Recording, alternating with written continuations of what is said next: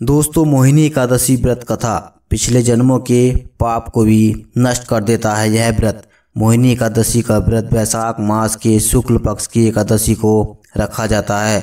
इस व्रत के महात्म्य के बारे में महापुराण में बताया गया है कि इस व्रत को करने से व्रत को इस जन्म के साथ ही पूर्व जन्म के पापों से भी मुक्ति मिलती है। इस व्रत को करने वाले के लिए व्रत की कथा पढ़ना अनिवार्य होता है। आइए जानते हैं महापुराण में बताई गई एकादशी की व्रत कथा विस्तार से। युधिष्ठिर ने पूछा, जनार्दन, वैशाख मास के शुक्ल पक्ष में किस नाम की एकादशी होती है? उसका क्या फल होता है तथा उसके लिए कौन सी विधि है?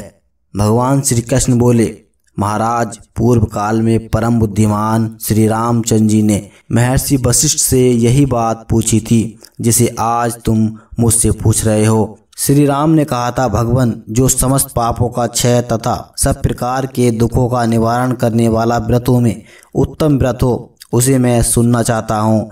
वशिष्ठ जी बोले, श्री राम, तुमने बहुत उत्तम बात पूछी। मनुष्य तुम्हारा नाम लेने से ही सब पापों से शुद्ध हो जाता है, तथापि लोगों के हित की इच्छा से मैं पवित्र उत्तम व्रत का वर्णन करूँगा। वैशाख मास के शुक्ल पक्ष में जो एकादशी होती है उसका नाम मोहिनी एकादशी है। वह सब पापों को हरने वाली और उत्तम है। उसके व्रत के प्रभाव से मनुष्य मोहजाल तथा पातक समूह से छुटकारा पा जाते हैं। सरस्वती नदी के रणमय तट पर भद्रावती नाम की सुंदरी नगरी थी। वहाँ बुद्धिमान नामक राजा, जो चंद्रवंश में उत्पन्न हुए थे, राज करते थे। उसी नगर में एक वैश्य रहता था जो धन धान्य से परिपूर्ण और समृद्धिशाली था। उसका नाम था धनपाल। वह सदा पुण्य कर्म में ही लगा रहता था। दूसरों के लिए पौसला, कुआं, मठ, बगीचा, पोखरा और घर बनवाया करता था। भगवान श्री विष्णु जी को भक्ति में उसका हार्दिक अनुराग था।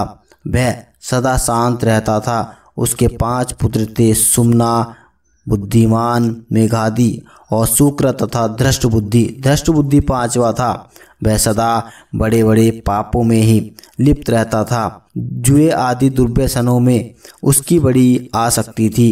वह वैश्याओं से मिलने के लिए लालायित रहता था। उसकी बुद्धि न तो देवताओं के पूजन में लगती थी और न पितरों तथा ब्राह्मणों के सत्कार में। वह धृष्टात्मा अन्याय के मार्ग पर चलकर पिता का धन बर्बाद किया करता था। एक दिन वह वैश्या के गले में वहाँ डाले चौराहे पर घूमता देखा गया।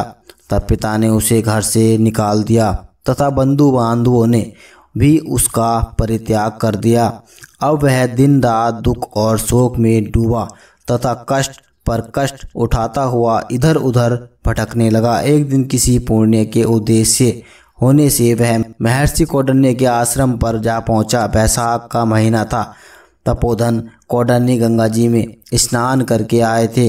धृष्टबुद्धि शोक के भार में पीड़ित हो मुनिवर कौंडिन्य के पास गया और हाथ जोड़कर सामने खड़ा होकर बोला, ब्राह्मण श्रेष्ठ, मुझ पर दया करके कोई ऐसा व्रत बताइए जिससे पुण्य के प्रभाव से मेरी मुक्ति हो।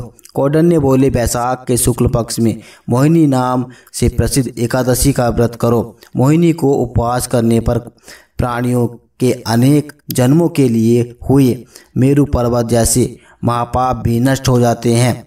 वशिष्ठ जी कहते हैं, श्री रामचंद्र जी मुनि का यह वचन सुनकर धृतराष्ट्र जी का चित्त प्रसन्न हो गया। उसने कौंडिन्य के उपदेश से विधि पूर्वक मोहिनी एकादशी का व्रत किया। निपश्रेष्ठ इस व्रत के करने से वह निष्पाप हो गया और दिव्य देह धारण कर गरुड़ पर आरूढ़ हो सब प्रकार के उपद्रवों से रहित श्री विष्णु धाम को चला गया।